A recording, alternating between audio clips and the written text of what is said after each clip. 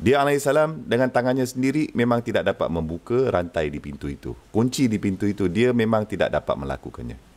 Jadi dia berkata, Ya Allah, aku akan melakukan apa yang aku mampu, aku akan melakukan apa yang ada dalam kapasiti aku, dan aku akan mengharapkan engkau untuk tolong handle benda-benda yang lain.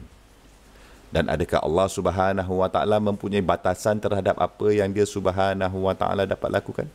Takkan. Okey, sekarang apa yang diberitahu oleh hadis kepada kita? Sebaik saja dia alaihissalam meletakkan kakinya betul-betul di depan pintu, apa yang berlaku pada pintu itu? Ia terus terbuka, terbang melayang. Dan ketika dia sampai di set pintu seterusnya yang wanita itu telah kunci juga, sebaik saja dia alaihissalam sampai di sana, apa yang terjadi pada pintu-pintu itu? Boom! Boom, ia terbuka lagi melayang.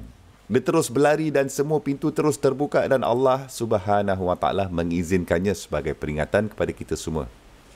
Kita semua kan akan menghadapi situasi yang amat sukar. Kita semua akan kena tangani kesukaran dan juga godaan juga. Kita mesti kekalkan kekuatan. Kita mesti bertahan dan cekal. Tapi kadang-kadang anda tidak cukup kuat untuk bertahan, tak mampu.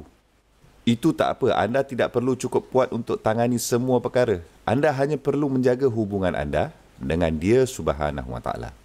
Hanya dia Subhanahu Wa Taala yang satu-satu sahaja yang dapat menolong anda dan mengatasikan segalanya. Dan siapa dia tu? Allah Azza wa Jalla. Ingatkan diri anda pada Allah Subhanahu Wa Taala pada saat-saat itu. Dan apabila anda menemukan kekuatan itu dan keyakinan rohani, spiritual untuk mengatasi dan melawan kerana anda telah memikirkan tentang Allah Subhanahu Wa Taala sekarang, anda telah mengingatkan diri anda pada Allah Subhanahu Wa Taala. Sekarang keluar. Lari jauh. Sekarang bawakan diri anda kepada keadaan dan situasi yang lebih baik. Keluar dan lari jauh dari tempat itu dan keadaan itu yang telah membuatkan anda terasa tergoda. Dan kadang-kadang kelihatan seperti, tapi macam mana aku nak keluar dari situ? Lakukanlah apa yang boleh kamu lakukan. Sekiranya anda sekurang-kurangnya pergi dari situ ke pintu, buatlah sekurang-kurangnya sebanyak itu. Lakukan apa yang kamu mampu dan biarkan Allah Subhanahu Wa Taala menjagakan yang lain. Kerana ingat, Allah Subhanahu Wa Taala tidak mempunyai sebarang batasan pun. Dan dia Subhanahu Wa Taala akan membuatkan sesuatu yang ajaib terjadi untuk anda apabila anda bertawakal kepada dia satu-satunya.